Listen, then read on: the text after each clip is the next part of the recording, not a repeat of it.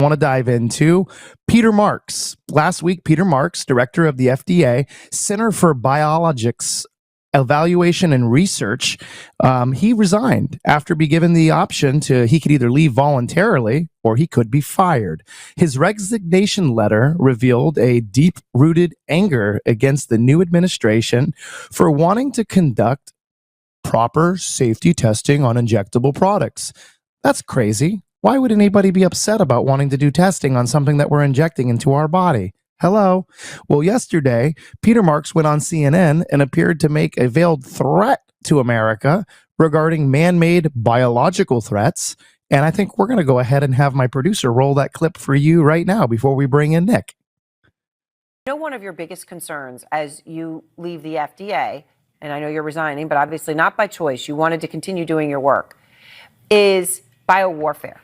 That is a big concern you have because of what RFK Jr. is doing in terms of firings. Biowarfare, what are you talking about?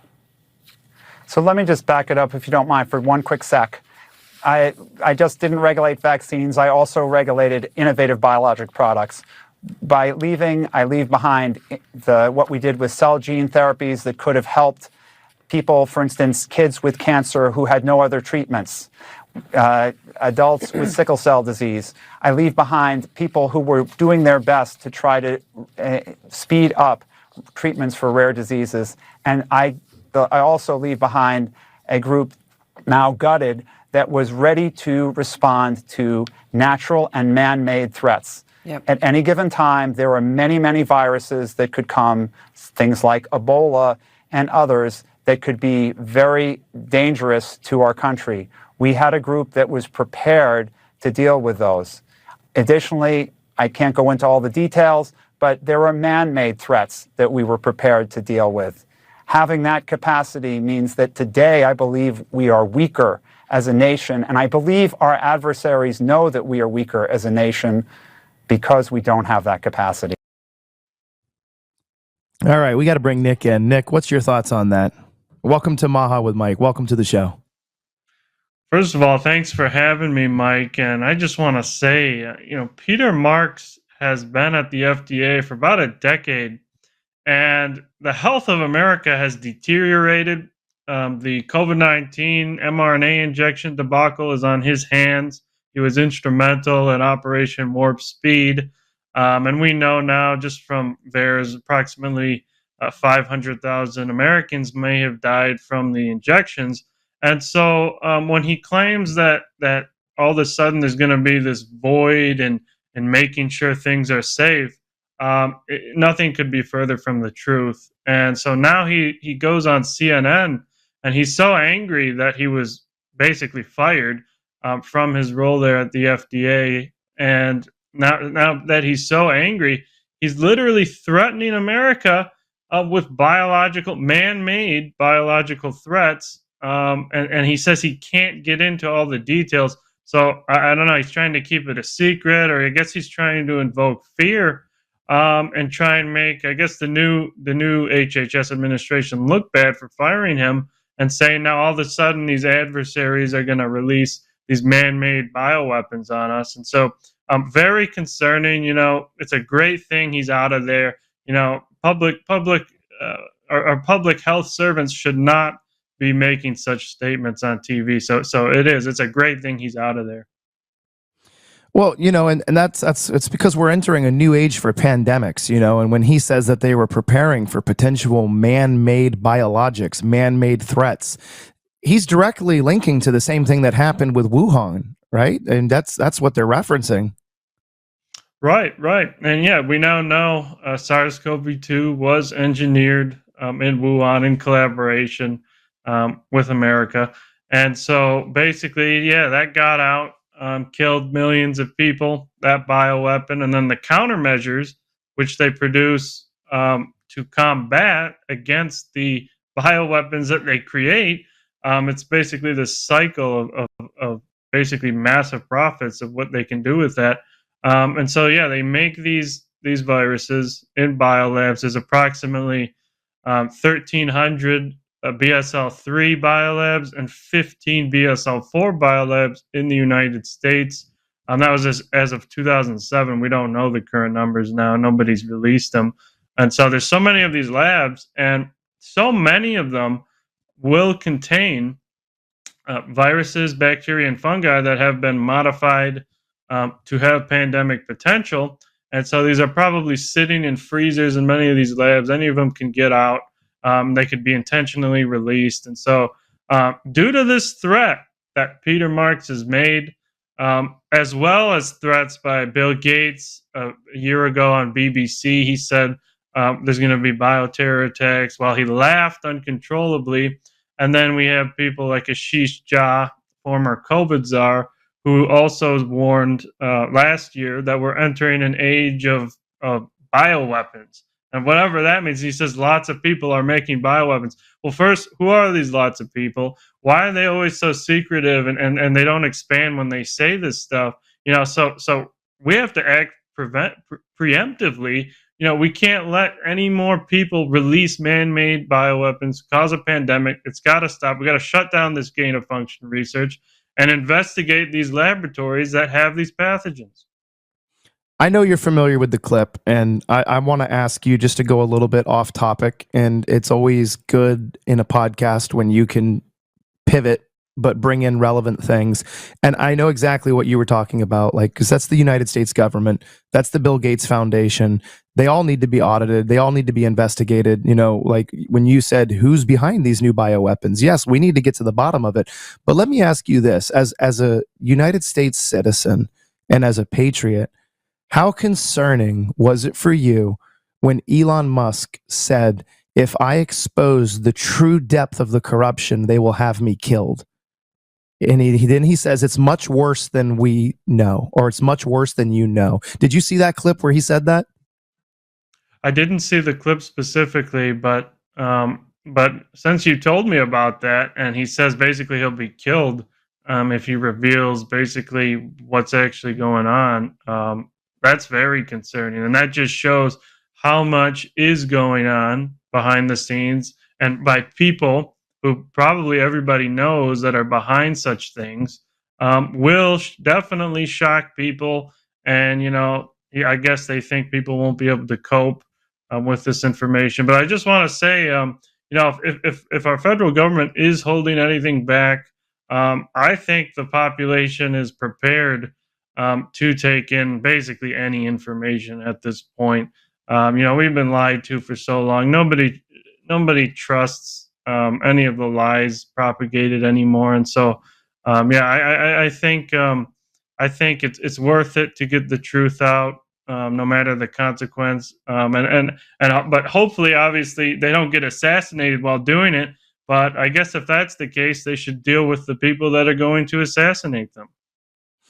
I think that's the biggest problem that we're having, Nick, is there's so much misinformation in this country. I think misinformation is even deadlier than most of the viruses because the people here are so misconstrued, right? And they rely so heavily. This is not a Democrat or a Republican problem in this country.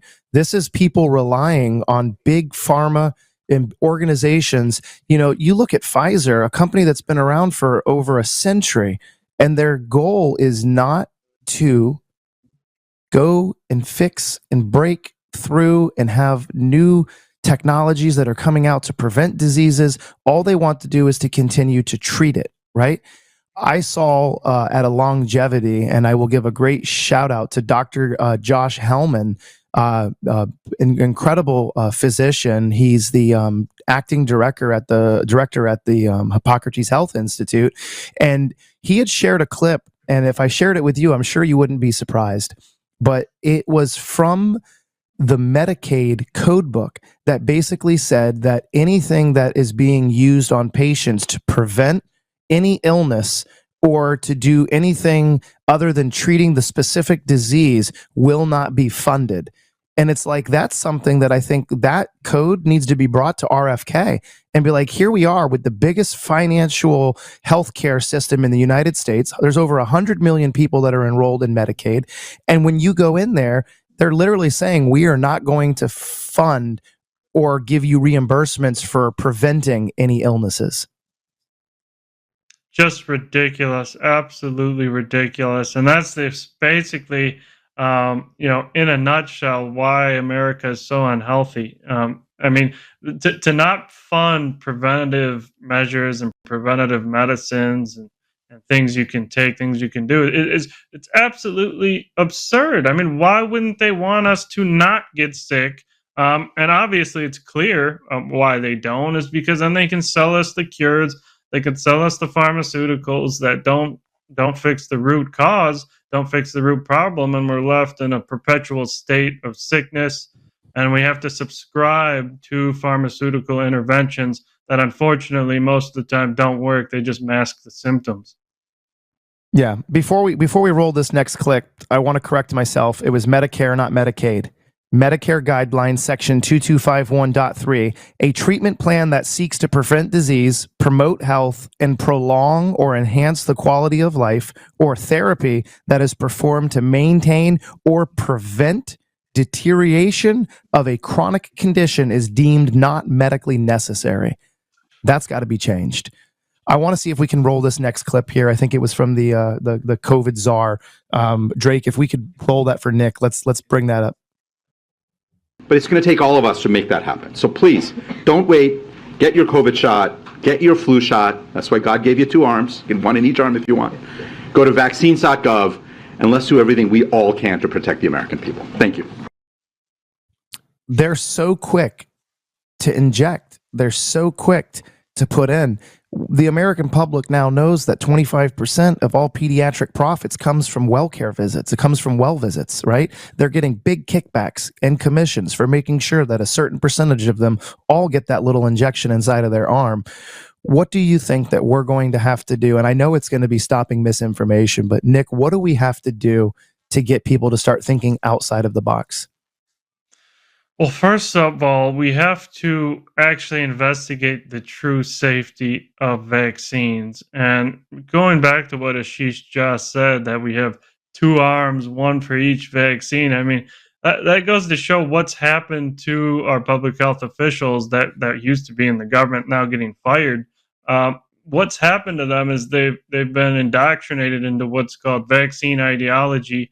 It's basically a form of false religion where they worship vaccines, and you're not allowed to look into the safety of vaccines. You're not allowed to question the vaccine schedules. You just have to roll up your sleeves and take it in the arm. It doesn't matter what's in it. It doesn't matter how new the technology is. It doesn't matter if it's never been tested properly. You got to take it for the team, even if you die or your family members die. And so that's where people like Ashish Jha are at. And that's why he had made that statement. And so I guess the population will need to understand the true safety of vaccines right now. All of them, literally all of them on the childhood schedule have not had long-term placebo-controlled trials. Most of them have no placebo group. Most of them are less than 6 months. And so we don't know basically the full safety profile of any of them. And so that's what RFK is going to do. He's going to look at the true safety profile. And I think once people find that out, they're going to realize that basically our public health agencies did not serve us for the past few decades. That was, another point that I was going to bring up. I saw that there was a fact check that went out across one of the major news outlets over the weekend. And I think that it was regarding Fruit Loops, the cereal that, the kids in this country, they go crazy for. Or maybe it's the Cocoa Puffs that they go cuckoo for. I can't remember the marketing from the 90s and Nickelodeon as I was hurtling over the couch to get back from my bathroom break as my sisters screamed, "It's back on!" I can't really remember, but I know they had said something about a cereal. I'm pretty sure it was the Fruit Loops, and they had fact-checked them. I think it was CNN. They fact-checked RFK and said, "No, that's not true." He said that the ingredients in Canada are different than the ones that are here in the United States. He goes, "That's not true, but there are some added chemicals that are here in the United States." And then they referenced all of the food dyes and the preservatives. And I'm like, here they are. They're saying, wait a second, he was right, but we're going to fact check him anyways, and then put a little correction underneath the fact check. So then what happens is everybody starts sharing that fact check saying, oh, here, see, he was wrong. The ingredients are identical. but then they cut out that segment at the bottom. And I think that's where the American public gets so lost, is because they just believe what they see on that tagline and they're not reading the underlying stuff that's coming out. What do you think is coming? Let me ask you, because I know you're well connected. Are we ready is the country preparing? Should we be preparing for another outbreak? I think there's definitely plans to unfortunately utilize man-made bioweapons along with their produced countermeasures, which include novel mRNA vaccines, and especially self-amplifying. They call them replicon mRNA injections. That was actually rolled out, just approved in the European Union for those 18 years and older. It's being trialed here in the U.S. for bird flu by Arcturus Therapeutics, funded by the Gates Foundation. It's also been approved in Japan about 2 years ago. They approved these replicon injections. And so what they want is a new pandemic scare, a new pandemic to get people to line up and take these new genetic countermeasures. And, what I have to say is, two things we have to do. First, like I said earlier, go into these labs, these biolabs, thousands of them, and not just in America, they're all over the world. We see illicit ones in Africa actually operated and actually funded by the Gates and Clinton foundations, which was laid out actually by the Russian Ministry of Defense a few months ago. And so basically, they're making these viruses, bacteria, and fungi all over the planet. And we got to stop it. We got to clear it out to prevent one of these man-made pandemics from happening again. Now, regarding H5N1 bird flu, which is what is obviously, if you look in the media, is being hyped up as the next pandemic. What's happened there is we actually have a peer-reviewed paper out that suspects this was actually a result of gain-of-function research at the USDA Southeast Poultry Research Laboratory in Athens, Georgia. And so, again, this gain of function, it's got to be shut down. Now that H5N1 strain ended up in over 40 animal species, and so now they're all raising the alarm, saying it's going to spread and it's going to mutate to go human to human. But I mean, there's methods we have to do to counteract that. We can't just mass cull and murder all the birds anymore. We got to get away from that. And we got to go towards basically selective breeding for natural immunity, and install air purification systems in these barns, or air surface purification systems in these closed facilities, as well as iodine-based prophylaxis. And we won't have to murder all the birds. So bird flu is a whole nother topic. But yeah, basically, what we have to pull from this is stop gain-of-function research, clear out all the modified pathogens.